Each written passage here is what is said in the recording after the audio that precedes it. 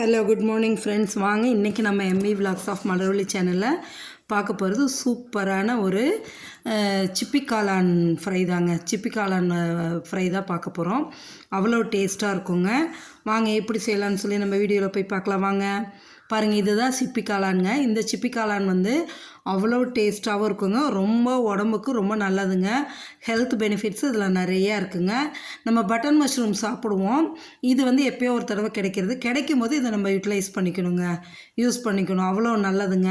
இந்த சிப்பி காளான் வச்சு தான் நான் இன்றைக்கி வறுவல் செய்ய போகிறேங்க. நீங்களும் அதை எப்படி செய்கிறேன்னு பாருங்கள். பார்த்துட்டு நீங்களும் செஞ்சு சாப்பிட்டு பாருங்கள். இதோட பெனிஃபிட்ஸ் நிறையா இருக்குது. செய்ய பார்க்கலாம் வாங்க. வெங்காயம், ஒரு பெரிய வெங்காயம் நறுக்கி வச்சுருக்கேங்க. ஒரு பழுத்த தக்காளி ஒன்று நறுக்கி வச்சுருக்கேன். 2 பச்சை மிளகா உடச்சி வச்சுருக்கேன். ஒரு கட்டி பூண்டு உரிச்சு வச்சுருக்கேங்க. வானலில் 2 ஸ்பூன் எண்ணெய் ஊற்றி காஞ்சதும் கடுகு போட்டு பொரிய விடுங்க. பொரிஞ்சதுக்கப்புறமா 1 ஸ்பூன் பெருஞ்சீரகம் போட்டுருங்க. அதுவும் நல்லா பொரிஞ்சு வரட்டுங்க. நல்லா பொரிஞ்சு கலர் மாறும். அதுக்கப்புறமா நம்ம நறுக்கி வச்சுருக்க வெங்காயத்தை போடலாங்க. எண்ணெய் வந்து நான் கொஞ்சமாக தான் ஊற்றிக்கிறேங்க. நீங்கள் வேணுன்னா உங்கள் டேஸ்ட்டுக்கு தகுந்தவரை அதிகமாக ஊற்றிக்கிங்க. இப்போ இந்த பெரிய வெங்காயத்தை போட்டு நல்லா வதக்கி விடுங்க. அதோட 2 பச்சை மிளகா நறுக்கி வச்சுருக்கோம் இல்லைங்களா, அதையும் போட்டு நல்லா வதக்கி விட்டுடுங்க. நல்லா வதக்குனதுக்கப்புறமா பாருங்கள், இந்த அளவு கலர் மாறி வரட்டுங்க. வந்ததுக்கப்புறமா நம்ம ஒரு பழுத்த தக்காளி நறுக்கி வச்சுருக்கோம் இல்லைங்களா, அதையும் எடுத்து இதில் போட்டு வதக்கலாங்க. நம்ம அப்படியே போட்டு வதக்கிறத விட அந்த நறுக்கின தக்காளியை நல்லா இப்படி பிசைஞ்சு விட்டு போடுங்க. அதோட டேஸ்ட் வேறு, சீக்கிரமாகவும் நல்லா வதங்கி வந்துவிடுங்க. அதேமாரி போட்டு நல்லா வதக்கி விடுங்க. நல்லா இந்த வெங்காயம், தக்காளி, பச்சை மிளகா இதெல்லாம் நல்லா வதங்கி வரணுங்க. வதங்கி வந்ததுக்கப்புறமா தான் நம்ம இந்த சிப்பி காளானை போடணுங்க. சிப்பி காளானை பொறுத்த வரைக்கும் நிறைய பெனிஃபிட்ஸ் இருக்குங்க.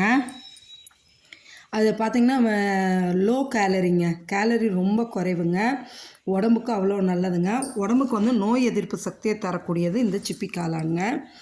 இது இப்போ நல்லா வதங்கிடுச்சு பாருங்கள். இந்த அளவு வதங்கி வரணுங்க. வதங்கி வந்ததுக்கப்புறமா நம்ம கழுவி எடுத்து வச்சுருக்கோம்ல இந்த சிப்பி காளான், அதை எடுத்து போட்டுருங்க. நான் இன்றைக்கி இது சைஸ் சின்னதாக இருந்தங்காட்டிக்கு அப்படியே போட்டுட்டுங்க. பெருசாக இருந்தால் 2ஆக நறுக்கி போட்டுக்கலாங்க. போட்டு இப்போ என்ன பண்ணணும், அப்படியே நல்லா வதக்கி விடுங்க. அந்த வெங்காயம் தக்காளியோட வதங்கினதோடு இந்த காளானையும் போட்டு நல்லா வதக்கிடுங்க. சிப்பி காளானை நல்லா வதக்கி எடுங்க. வதக்கி விட்டுட்டு இந்த காளானை பொறுத்த வரைக்குமே உப்பு காரம் அதிகமாக இழுக்காதுங்க, கொஞ்சமாக தான் இதாகும். அதனால் நம்ம இதுக்கு தேவையான பொருள் இப்போ சேர்த்த போகிறோங்க. பாருங்கள், நல்லா கிளறி விட்டாச்சுங்களா. இதுக்கு வந்து ஒரு 1/4 ஸ்பூன் அளவுக்கு மஞ்சத்தூள் போட்டுக்கலாங்க.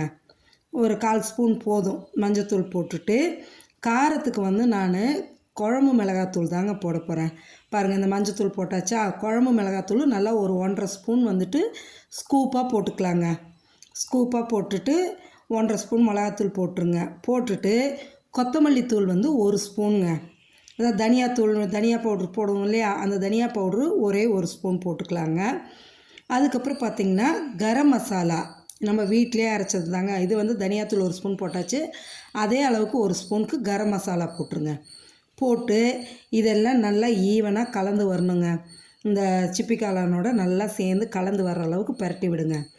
நல்லா கலந்து விட்டுட்டு இதுக்கு வந்து வதக்கி விட்டுட்டு நல்லா ஒரே 1 டம்ளர் தண்ணி ஊற்றிக்கலாங்க. இது வந்து நல்லா சீக்கிரமாக வதங்கி வந்துடும், வெந்து வந்துடும். தண்ணி நிறையா தேவைப்படாது. வேகும்போது இதுவும் தண்ணி விடும். அதனால் இந்த அளவுக்கு வதக்கி விட்டுட்டு ஒரே 1 டம்ளர் தண்ணி ஊற்றிக்கலாங்க. இப்போ நீங்கள் வந்து இது கிரேவி மாரி வச்சிங்கன்னா இன்னும் கொஞ்சம் கூட தண்ணி ஊற்றிக்கலாங்க. நான் வந்து இன்றைக்கி ட்ரையாக தான் வறுவல் மாரி செய்ய போகிறேன். அதனால் இந்த அளவு தண்ணி போதுங்க. சரிங்களா. இப்போ இது நல்லா கொதிச்சு வரட்டுங்க. கொதிச்சு வந்ததுக்கப்புறமா இது பண்ணலாம். இந்த சிப்பி காளானில் பார்த்திங்கன்னா டயபெட்டிக்ஸ் பேஷண்ட்ஸ், அதாவது நீரிழிவு நோய், சர்க்கரை நோய் உள்ளவங்களுக்கு இதை சாப்பிடும்போது ரத்தத்தில் வந்து கொலஸ்ட்ரால் இந்த கொழுப்பு படியறதை தடுக்கக்கூடியது இந்த சிப்பி காளானுங்க. அதனால் சுகர் பேஷண்ட்ஸ் எல்லாம் பார்த்திங்கன்னா அட்லீஸ்ட் ஒரு 10 டேஸ்க்கு ஒரு தடவையாவது, 10 நாளைக்கு ஒரு தடவையாவது இந்த சிப்பி காளான் சாப்பிட்றது அவ்வளோ நல்லதுங்க. இப்போ இதுக்கு தேவையான அளவு உப்பு போட்டாச்சுங்க. ஏன்னா 3/4 வெந்து வந்துருச்சு. ஒரு தேவையான அளவு உப்பு போட்டாச்சுங்க. போட்டு இதையும் கிளறி விடுங்க. நல்லா கிளறி விட்டு இப்போ இந்த ஸ்டேஜில் என்ன பண்ணுறோன்னா, நம்ம ஒரு கட்டி பூண்டு உரித்து வச்சுருந்தோம் இல்லைங்களா, அந்த பூண்டும் ஒரு 2 பத்த தேங்காயும் சேர்த்து மிக்ஸி ஜாரில் போட்டு அரைச்சி ஊற்றிடலாங்க. பாருங்கள், இவ்வளோதான். தேங்காய் நிறையாலாம் போடலைங்க. போட்டு அந்த 10 பூண்டு பல் உரித்து வச்சுருக்கிறதையும் எடுத்து போட்டு நல்லா நைஸாக அரைச்சி எடுத்து ஊற்றிட வேண்டியதாங்க. பாருங்கள், இப்போ நல்லா தண்ணி ஓரளவு ட்ரை ஆகிடுச்சு பாருங்கள். இந்த ஸ்டேஜில் நம்ம அந்த அரைச்ச தேங்காய் பூண்டு அரைச்சிருக்கோம் இல்லைங்களா, அதை ஊற்றிடலாங்க. ஊற்றி அப்படியே கிளறி எடுத்துருங்க. அடி பிடிக்காது, நீங்கள் அடி பிடிக்க விடாமல் கிளறிக்கிங்க. அப்படியே போட்டு கிளறினீங்கன்னா நல்லா ட்ரையாக, ரொம்ப நேரம் விட வேண்டாம், தேங்காய் போட்டு சீக்கிரம் உங்களுக்கு இதாகிடும்.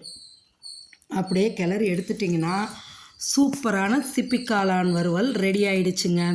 இந்த சிப்பிக்காளான் வறுவல் வந்து நம்ம கொஞ்சம் செமியாக வச்சோம்னா இட்லி, தோசை, சப்பாத்தி, பூரி எல்லாத்துக்குமே சாப்பிட்டுக்கலாம். தொட்டுட்டு சாதத்தில் போட்டு சாப்பிட்லாங்க. நான் ட்ரையாக வைக்கிறங்காட்டிக்கு சாதத்துக்கு சைட் டிஷ்ஷாக தான் வச்சுக்கிட்டேங்க. சாதத்துக்கு தொட்டு சாப்பிட்றதுக்காக வச்சுக்கிட்டேன். அவ்வளவு சூப்பராக டேஸ்ட்டாக இருந்ததுங்க. நீங்களும் இந்த பட்டன் மஷ்ரூம் செய்வோம், இந்த சிப்பிக்காளான் கிடச்சிதுன்னு வைங்களேன், மிஸ் பண்ணாமல் வாங்கி செஞ்சு சாப்பிட்டு பார்த்துட்டு எப்படி இருக்குன்னு சொல்லுங்கள். அவ்வளோ பெனிஃபிட்ஸ் இருக்குங்க. நோய் எதிர்ப்பு சக்தியை கொடுக்கக்கூடியதுங்க. மிஸ் பண்ணாமல் நீங்களும் செஞ்சு சாப்பிட்டு பாருங்கள், சரிங்களா?